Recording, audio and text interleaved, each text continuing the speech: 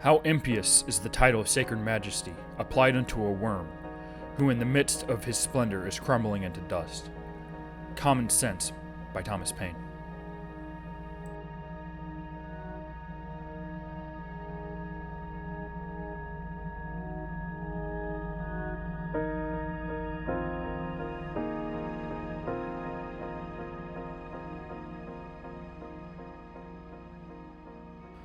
Welcome, ladies and gentlemen, to the Gap Fillers Podcast, episode number 20. My name is Michael Bradford, and let's get started here. First of all, I want to thank everyone for tuning in for 20 episodes. This has been a pretty extreme learning curve. I also want to send out a thanks to my good buddy Carlos, who has helped me a little bit. He helped me yesterday try to figure out a little bit of audio technician kind of stuff. So hopefully the audio quality is a little bit better.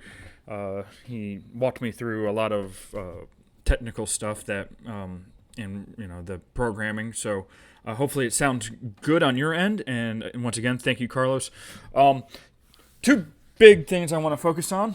One is really actually not much to comment on, but it's still there as Floridians. We are still waiting on the legislature to agree on a spending bill. There has been no movement whatsoever, and they have till June 6th to figure it out. Constitutionally, by Florida constitutional law, they are mandated to pass some sort of budget, balanced budget at that. And there's never really been a time frame, but the first session has always been the time that they've done it, and they've extended the first session all the way to June 6th in order to do this. DeSantis has criticized suggestions for a summit, and Perez really is kind of holding firm on his tax cuts and lower spending, and the Senate bill with their little bit more spending and DeSantis. So basically, we have a Mexican standoff here between the three parties, whether it's decreasing sales tax, decreasing property tax, or just kind of holding steady. And that's kind of what the Senate is looking to do. So beyond that, the other big thing in the news this week really is the federal deficit and the one big beautiful bill. That's what Trump has decided to call it. I really think it's a kind of a corny thing to call this stupid thing. It's really just a giant spending bill, omnibus, just renamed to, I don't know, it sounds like something Trump would say. And I've been a fairly big Trump supporter this time around. However, with not cutting spending is a huge thing for me in this round. The only other thing that could, offset, I've had arguments with people, recently about whether Thomas Massie is right or whether Donald Trump is right, and obviously I hold firm on Thomas Massie is right more than anybody else in Congress, and by a long shot. Now, would I rather be right or would I rather get things done? Well, if it's bad stuff, I'd rather not get anything done. First, if I'm starving, you don't eat poison. No matter if a berry is poison and you're out in the woods and you're starving, you don't eat the poison berry because it makes you just die quicker. You would rather hold firm and use your fat reserves as opposed to taking something and just keeling over. That's why they've called it and the perfect being the enemy of the good, but this is the good being the enemy of the disastrous. So let's go over a little bit of this tax bill or this spending bill. Let's see here. One of my biggest holdup with this is it increases the SALT deduction cap from $10,000 to $40,000. So all that does is help poorly run states and with high income earners, but use deductions from their state taxes as write-offs to their federal taxes. So these states already are poorly run, Their tax system is all out of whack. They have a high disparity in income, which is one of the reasons why this is a thing in the first place. It allows high earners up to $500,000 to deduct $40,000 worth of their income, because or $40,000 of their state taxes off of their federal taxes. So I've actually ran through the numbers a little bit. I had Grok AI create a list for me of the 10 states that contribute the most to federal revenue beyond what they receive. And number one, ready, drumroll, Florida, by twice as many as the next two. By as much as the next two combined. I'm trying to say that right. So Florida contributes to the federal revenue $181 billion. That is what beyond what it receives in federal spending. So when you look at the breakdown, Florida receives. Let's see here. So it receives it pays in $251 billion in tax revenue a year. That's straight to government coffers, and receives only $70 billion of that in return. That is including that we don't have a high sales tax in Florida, and we have a fairly consistent good-esque sales tax. So we have no income tax and a very, very reasonable sales tax. And frankly, we actually have a fairly good property tax when all things are considered, especially if you compare the next two states, California and New York. California contributes $83 billion in total. That's net contribution. It pays $692 billion, which obviously is way more than Florida pays in, but it receives $609 billion back.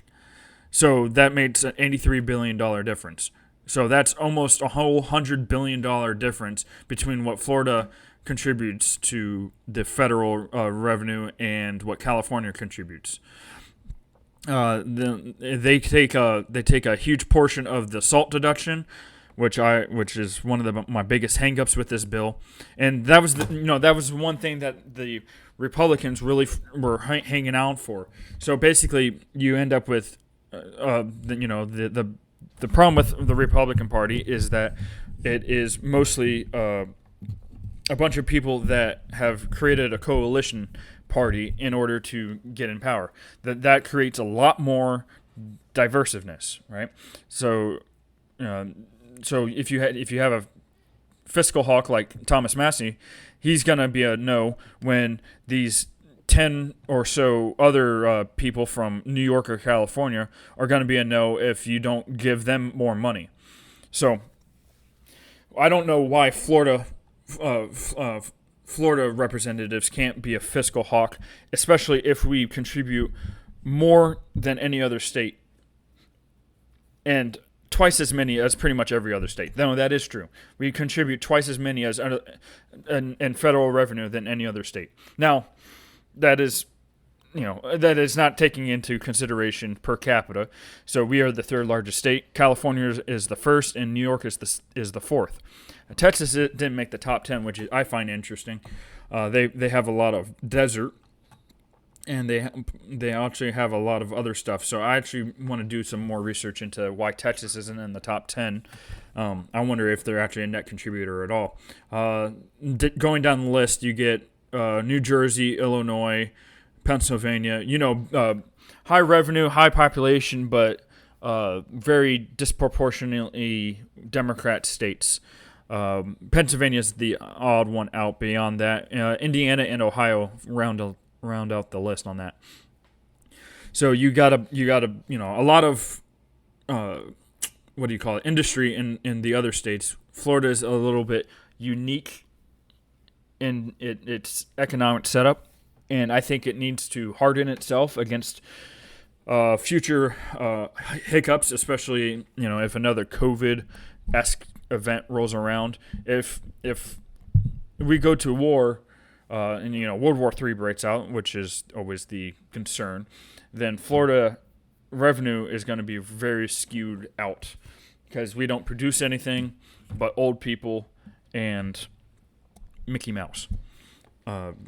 We produce cattle, and we used to be one of the largest cattle producing states, and we used to be the largest orange producing state, but those have gone away, or at least the orange producer has. The other states have outpaced us in the cattle industry.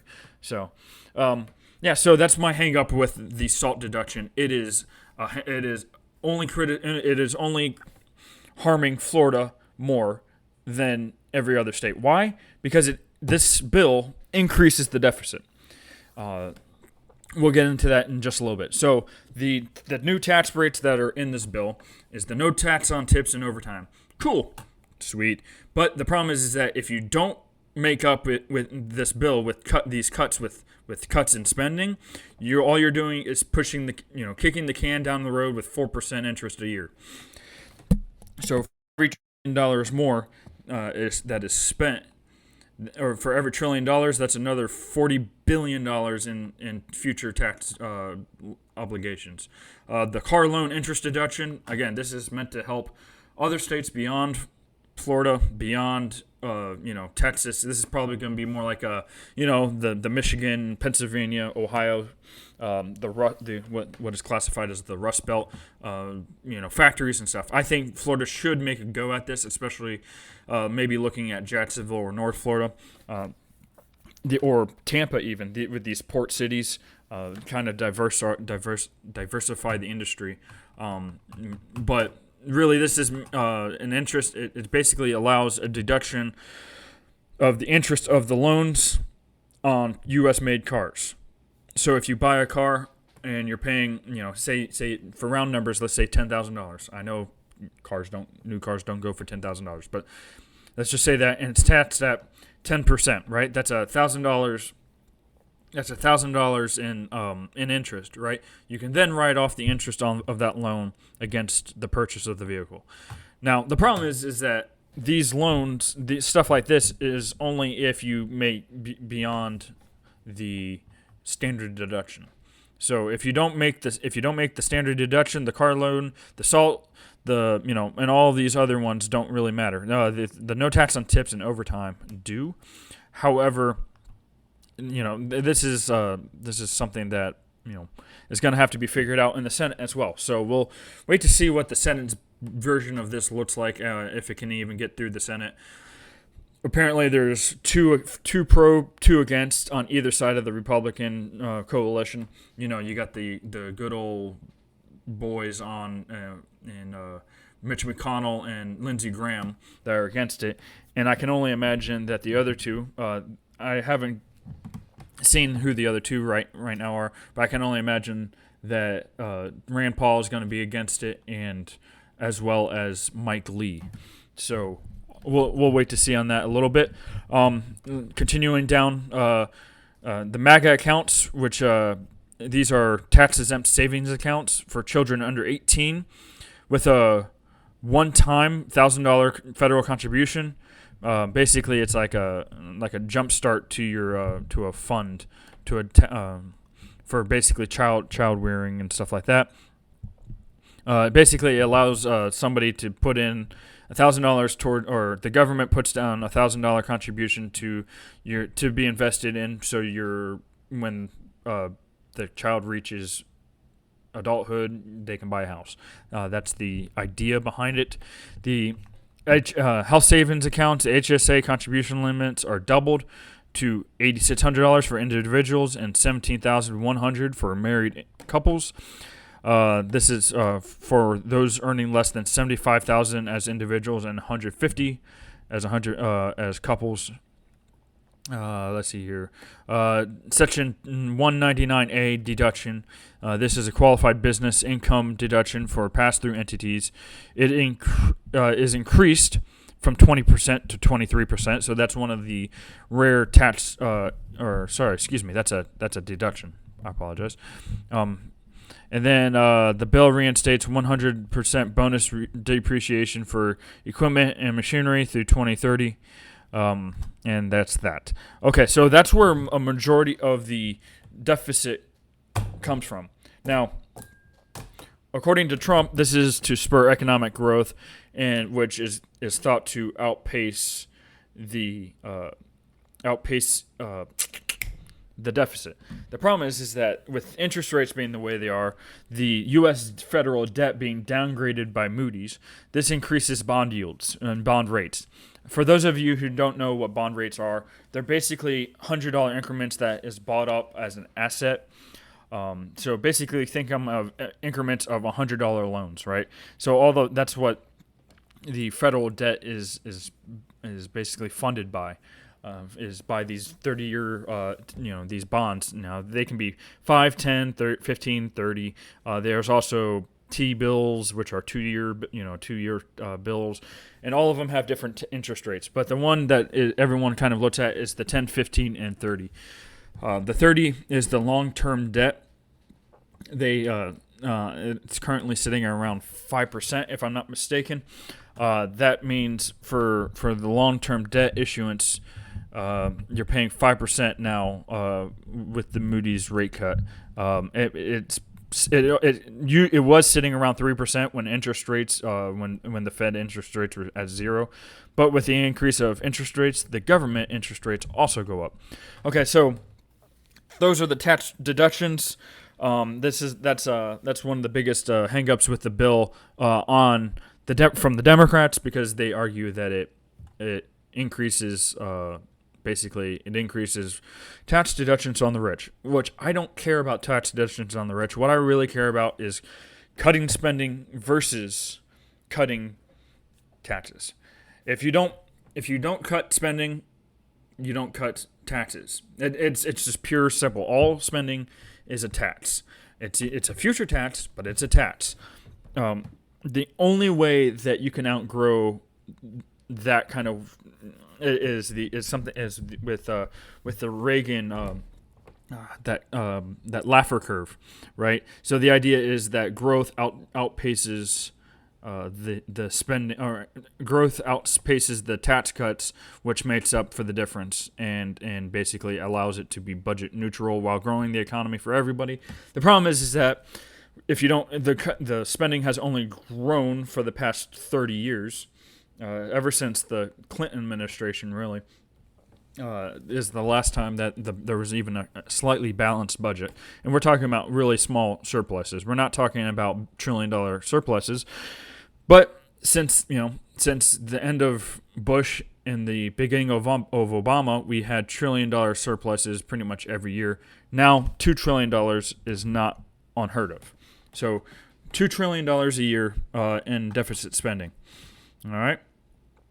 So let's get into some of the cuts, the so important cuts that I would like to see. All right. So it reduces funding by approximately $625 to $700 billion over 10 years. Again, 10 years for Medicaid. This is according to the CBO estimates. It introduces work requirements for able-bodied childless adults starting December 31st, 2026. I'm 100% for that. It requires at least 80 working hours per month, which is kind of weak, but whatever. So if you're able-bodied and you're childless, you don't get to have Medicaid unless you work at least 80 hours a week. I think that's very bare minimum. At least they're contributing something, but yeah. So whatever on that one, because they're not going to be doing some great industrial job only working 80 hours a month. It requires states to contribute more to the program. More Florida stuff there. Shifting some financial burden from the federal government to Florida government. Woohoo! Yeah, Florida is responsible for more government programs. And Florida doesn't really get a say on a lot of that. Eliminates Medicaid benefits for an estimated 1.4 million undocumented immigrants, aiming to curb, quote, waste, fraud, and abuse. Again, so that's $625 to $700 billion over 10 years. Sounds a lot, right? That's $500 billion. Well, you divide that by 10, that's only $62 billion a year. Okay, we outspend that already by $2 trillion. So we often do $2 trillion a year deficits, and we're only cutting 62%. Or $62 billion a year. What is that? 6.2% of the federal deficit right there. All right, that's not including all the tax deductions. Okay, so supplemental nutrition program, the SNAP, right? It cuts funding by $267 billion over 10 years. Again, sounds like a lot. That's only $26 billion a year. You're barely getting to 10%, 5% of the budget of the deficit, let alone total budgets. It requires states to cover 5% of benefits costs starting in 2028 and 75% of administrative costs. Okay, and it spans work requirements. We're raising the age limit for able-bodied adults without dependents from 54 to 64. Good. If you're able-bodied and you're 54 and you're not working and you shouldn't be receiving benefits, quote, able-bodied. If you're extremely disabled, I'll give you a little bit of leeway there. But the problem is that in today's society, we're not going out into the fields and plowing fields and making corn, planting corn by hand. So the problem, there's a lot of jobs out there that are telephone-based, internet-based, stuff like that. Now, they may not be paying much, but the problem is that what classifies as able-bodied. But that the age limit is definitely a requirement, especially because of the massive decrease in children. So you now have to raise the amount. So there's two things actually. There's the people not having as many kids to support them when they're older, and then you have less working adults supporting more people not working. So you become top heavy, and then you also have people living longer, and so 64 used to be the life expectancy, and now it's not even close. So people who live, so basically it's increased from 54 to 64. The only one that it's limiting exemptions for is those with children under 7, which would be odd.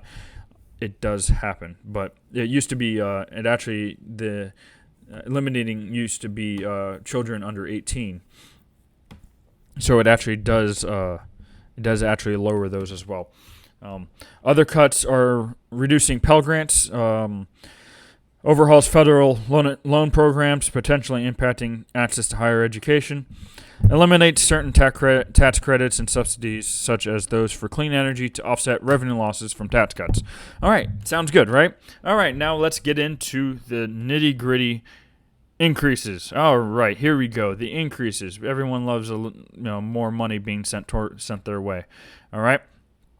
So it provides $46 to $50 billion for border wall construction between the U.S. and Mexico border. It allocates $45 billion for immigration, customs, enforcement, ICE, detention facilities, 13 times the current budget. So that is one of the massive increases. That's probably going to be a point of contention in the midterms to try to speed up deportations capacity. Basically, you're increasing the capacity of the deportations. Now, where that land is going to be interesting. If it's in New Jersey, apparently that's going to be a problem with the mayor of Newark being arrested for trying to break into that thing. He funds the hiring of 10,000 additional ICE agents by 2029. So that's 4 years increases it 2,500 ICE agents a year. That includes personal training. Imposes new fees, including $3,500 for families to reunite with unaccompanied minors, and $1,000 of asylum application fee. So the asylum application fee is a very interesting tidbit. People escaping probably don't have that much money, but maybe they do. The problem is that they become a drain on resources and trying to live in the United States instead of possibly Mexico or what other small state that or a small country that resembles their population, especially in South America. All right, so there's an immigration policy kind of tweak in that. It allows indefinite detention of immigrant children, a controversial provision raising humanitarian concerns. All right, so that one was via Prospect. Grants the administration authority to designate nonprofits as terrorist supporting organizations, and, expediting the revocation of their tax-exempt status. That will be towards a lot of these programs that are attacking Tesla and the like. And so there's also energy policy in there that's undefined how much. Basically, it'll allow for the peeling back of the methane tax, and then it also opens up energy drilling, but that's not really enumerated. $12 billion towards the FFA or FAA, the Federal Aviation Administration, to address short staffing and outdated equipment. Apparently, there's floppy disks that are still being used in that system. So that's an ancient system. So what, floppy disks were 30, that's a 30-year-old technology, or that went out of date 30 years ago rather. And then it also approves $241 million in capital repairs for the JFK Center for the Performing Arts. Who lobbied for that one? So these are often things that are in these spending bills that are just kind of a joke. It's just some of them are like very odd. Like who man, I'm a congressman worried about losing my job, but then all of a sudden they're worried about the performing arts of the JFK Center. So let's see here, but there's also an increase. The biggest increase is actually in defense. So let me bring that up here.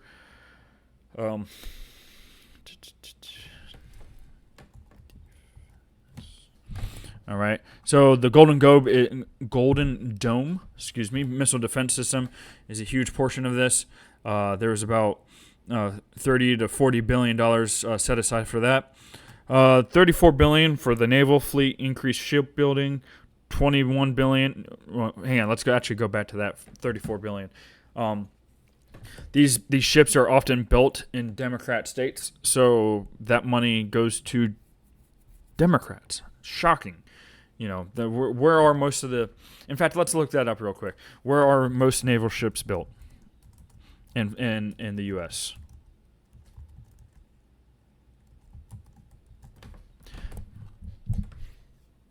All right. So you got Newport News in Virginia, and then you got Ingalls Shipbuilding. In Tennessee, in Mississippi. Funny enough. All right. So maybe it actually is going to a little bit of Mississippi, and then Virginia is kind of not a hang up or not a. It's not really a border. It's not real. What is that called? A toss-up state. It really is pretty heavily blue, but hopefully. With, my biggest hope with the Doge cuts is that Doge was going to be able to cut enough and there was going to be codified into law through these spending bills that it was going to save Virginia. Basically, drain Alexandria and all of the northern Virginia, the Richmond, north of Richmond kind of ideal. Kind of drain that and get the Democrats out of there to allow Virginia to be more Republican again. If majority of Democrats that are in Virginia live in Richmond and Northern Virginia, a little bit in Norfolk and stuff like that. Cities will tend to be Democrat, but the biggest appeal would be that. The rural areas are so much larger that they can make up the deficit for how many Democrats live on top of each other. So then $21 billion to restock the nation's ammunition arsenal, $9 billion for service member quality of life improvements. The $21 billion to restock the nation's arsenal.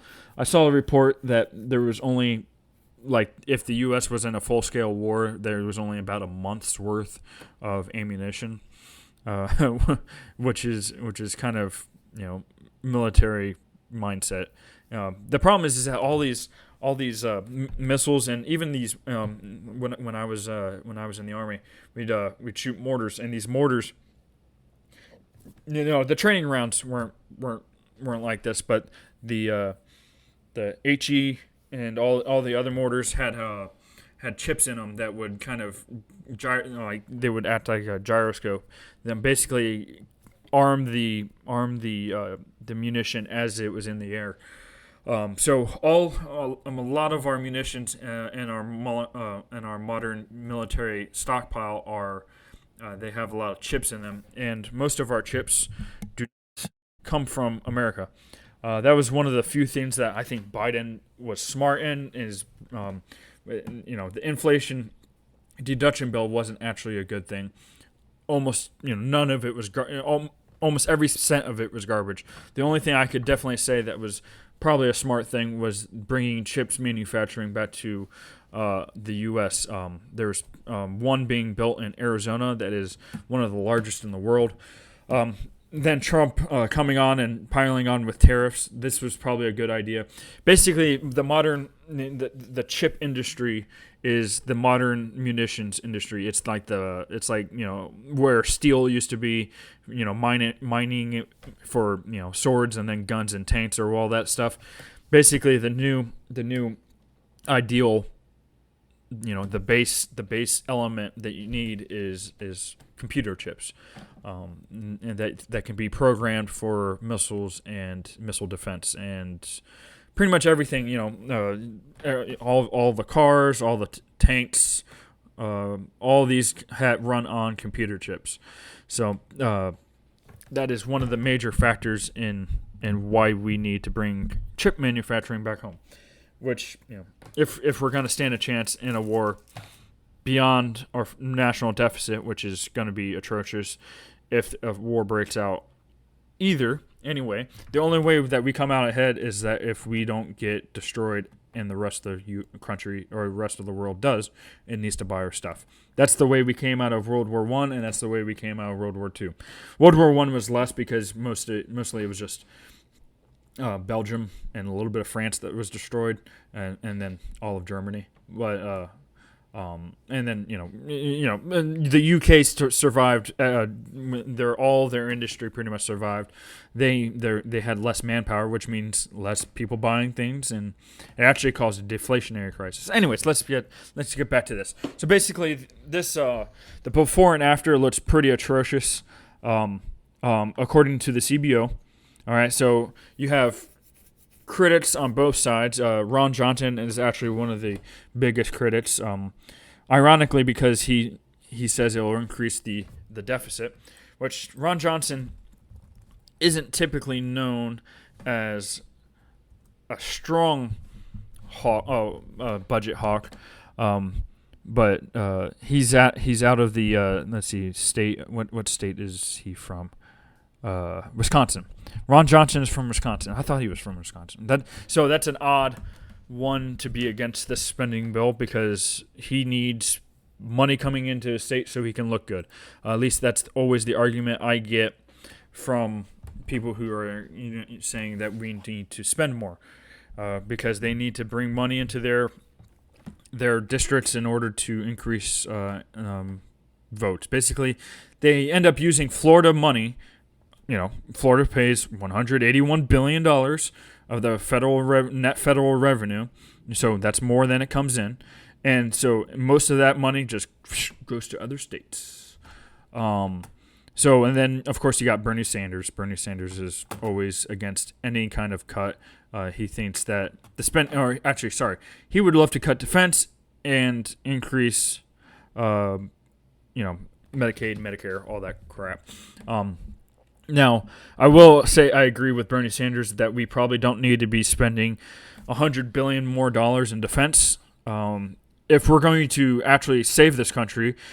As I've been told for the past 30 years, we need to cut spending. The problem is that for 30 years I've been told, or I am 30. What is it? 22 years. I've been paying attention to politics since I was 8. I remember going to a Bush Jr. re-election in 2004.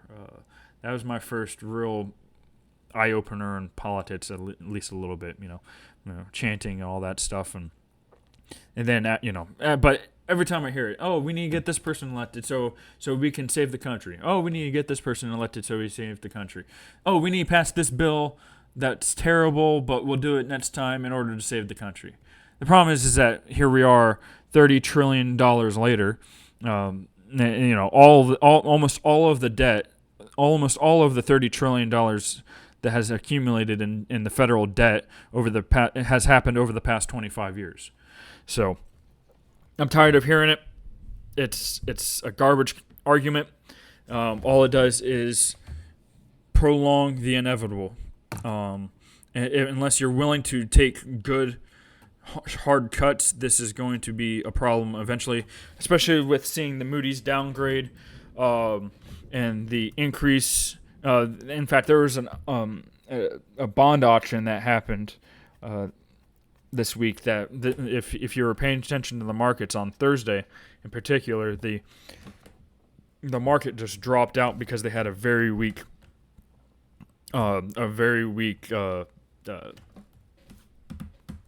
bond auction.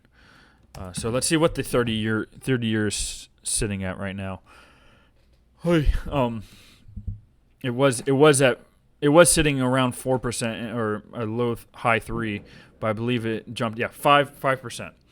So if you want to get a 5% yield on a 30-year bond, now is the time. It's actually one of the highest it's been in a quite a while. The last time that bonds were at 5%, that was 2007, right before the market dropped out. So there's that. Bond yields were, had been steadily declining, but that's because basically the interest rates have been close to zero for the past 10 years, which means the federal. Basically, what they were able to do is that the government was able to borrow at 3%, and that's one of the reasons why they were so key on deficit spending, because basically it allows the government to pump in more capital for very low interest. They kind of dropped off at 2020 was the last time they were that low. In fact, they were pretty much at nothing. They were below 1% in 2020. But as inflation kicked in and the Fed was forced to raise interest rates to cut inflation, right? The more money in the system raises inflation. So that's basically all I have to go over. Sorry it was such a one-topic thing, but it was, the one big beautiful bill deserves a one big beautiful podcast. So largely, I don't support almost anything that's in this bill. I support the cuts, but the tax cuts demand deeper cuts. That's basically what it ends up in. I may be wrong. They might be able to grow the economy outside of the tax cuts. Basically, over the next 10 years, the CBO was expecting $20 trillion. This raises it to $22 to $23 trillion. So we'll wait to see. 10 years down the road, that brings it all the way up to $50 trillion daggum dollars. So most of these people that are voting on this will be dead in 10 years probably because, they're all like 70, 80 years old. So we'll wait to see on that. If you enjoyed my podcast, if you want to support my analysis and all that fun stuff, go ahead and subscribe on YouTube or on Spotify. Those are my two main platforms I focus on. Follow me on X. I'm feisty on X. I'm more measured on Facebook. If you want to follow Facebook, it's Florida Gap Fillers Podcast. If you want to follow on X, it's at GapFillers1776. I thank you for joining me this week, and have a good one.